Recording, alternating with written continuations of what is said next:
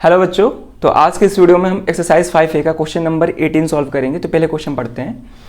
Question है find the middle term of the AP 10, 7, 4 so on and -62। ठीक है, यहाँ पे हमें एक फाइनाइट एपी दिया गया है, इसका मिडिल टर्म बताना है क्या होगा। ठीक है, काफ़ी आसान क्वेश्चन है और ये क्वेश्चन नंबर 17 के जस्ट सिमिलर है। ठीक है ना, तो जो भी स्टूडेंट क्वेश्चन नंबर 17 नहीं देखे हैं, पहले क्वेश्चन नंबर 17 देख लें, उसके बाद क्वेश्चन नंबर 18 को देखें। ठीक है ना, क्योंकि उस क्वेश्चन में हम मिडिल टर्म का सारा कंसेप्ट को डिस्कस किए हैं कि किसी भी फाइनाइट एपी का जब मिडिल टर्म फाइंड करना होता है तो उसके पीछे का कंसेप्ट क्या है वो सारा डिस्कस किए हैं। अगर आप क्वेश्चन नंबर 17 देख लेते हैं तो ये क्वेश्चन बहुत अच्छे से समझ में आएगा। ठीक है, वैसे इसमें भी हम सारा बात बताएंगे, लेकिन आप सजेशन होगा मेरा कि आप जाके पहले क्वेश्चन नंबर 17 देख लें। ठीक है, चलिए अब देखते हैं इसका सॉल्यूशन।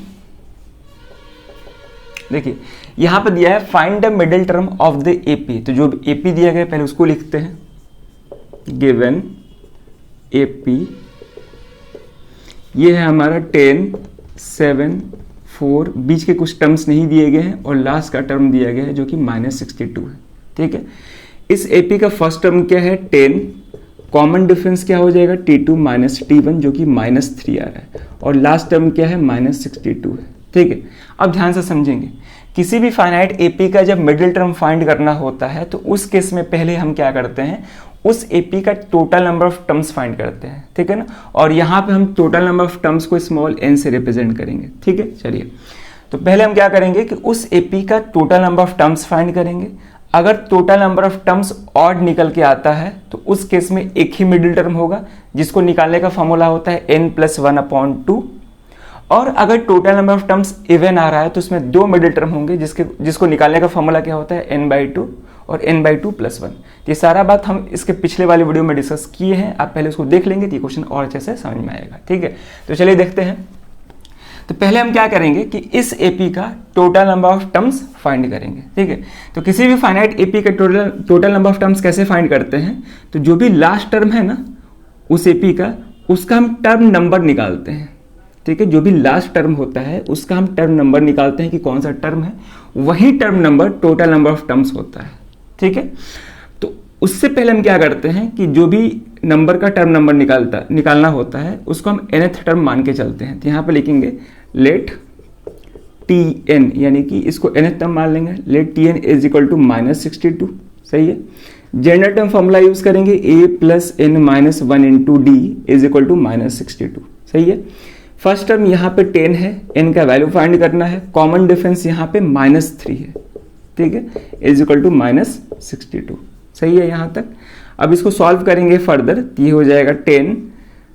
अब देखिए यहाँ पे हम n-1 इंटू -3 को एज इट इज छोड़ देते हैं और 10 जब उधर जाएगा तो -62 -10 हो जाएगा। सही है, माइनस को आगे लिखते हैं तो -n-1 इंटू ये 3 हो जाएगा, ये हो जाएगा हमारा -72। माइनस से minus cancel, n-1 is equal to 72/3, ये 3 आके डिवाइड हो गया तो क्या आ जाएगा 24। सही है ना, 24। अब हमें n का वैल्यू फाइंड करना है, -1 है तो ये इधर आएगा तो +1 हो जाएगा, यानी कि n का वैल्यू क्या आ गया 25।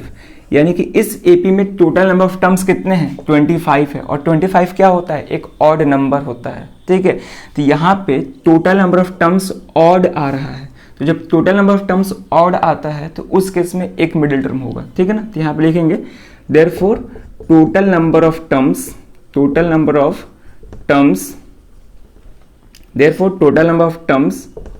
In given AP is 31। ठीक है ना, सॉरी 31 नहीं है, 25 है ना, सॉरी 31 पिछले वीडियो में आया था।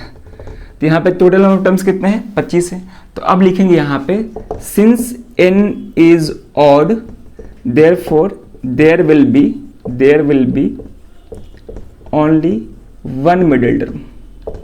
ठीक है, इस एपी में केवल एक ही मिडिल टर्म होगा जिसको निकालने का फॉर्मूला क्या होगा, मिडिल टर्म निकालने का फॉर्मूला होगा n+1 डिवाइड बाई 2। सही है, यहाँ पे n का वैल्यू क्या है 25 आया है, तो 25 + 1 डिवाइड बाई 2, 25 + 1 क्या हो जाएगा 26/2 जो कि 13 आएगा।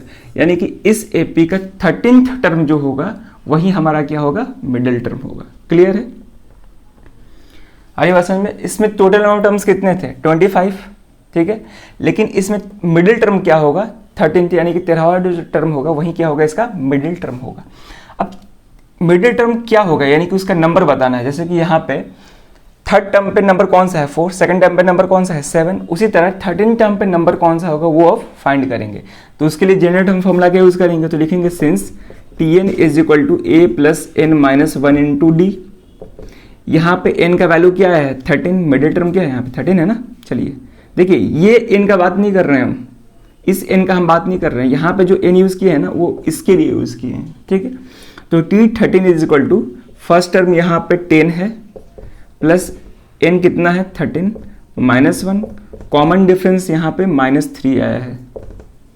सॉल्व करेंगे 10, ये हो जाएगा हमारा 12 इंटू -3 जो कि आ जाएगा 10 प्लस 12 इंटू -3, ये माइनस हो जाएगा ना, प्लस इंटू माइनस -36 यानी कि आ जाएगा -26, ये आंसर होगा, ठीक है ना, -26 आंसर होगा। क्लियर है। तो इसमें हमसे क्या पूछ रहा था कि मिडिल टर्म बताइए इस एपी का क्या होगा। तो पहले हम total number of terms find करेंगे। टोटल नंबर ऑफ टर्म्स कितना आ रहा है 25 जो कि एक ऑड नंबर है। तो कभी भी n ऑड आए यानी कि total number of terms odd आता है तो उस केस में उस एपी का केवल एक ही मिडिल टर्म होता है जिसको निकालने का फॉर्मूला होता है n प्लस 1/2। n का वैल्यू क्या है यहाँ पे 25 प्लस 1 यानी कि 13 आ गया, यानी कि इस एपी का 13th टर्म मिडिल टर्म होगा और वहाँ पे नंबर कौन सा होगा -26 होगा। By using the general term formula उसको भी हम फाइंड कर लिए, ठीक है। तो इस तरह से इस क्वेश्चन को सॉल्व करना था। ये क्वेश्चन जो है एकदम क्वेश्चन नंबर 17 के ही सिमिलर है, ठीक है ना, ये बोर्ड में भी पूछ चुका है इसलिए ये इंपॉर्टेंट क्वेश्चन है। और ध्यान देंगे अगर ये वीडियो पसंद आए जरूर आप उसको लाइक करिएगा और हाइप भी करिएगा, ठीक है। कमेंट सेक्शन में जाइएगा तो वहाँ पर ऑप्शन मिलता है हाइप करने का, जरूर आप उसको हाइप करिएगा, ठीक है। चलिए तो वीडियो देखने के बाद क्वेश्चन को खुद से सॉल्व करिएगा, कहीं भी कोई दिक्कत आए जरूर आप उसको कमेंट करेंगे। तो इस वीडियो में यही क्वेश्चन रखते हैं, अब मिलते हैं नेक्स्ट वीडियो में नए क्वेश्चन के साथ। Thank you.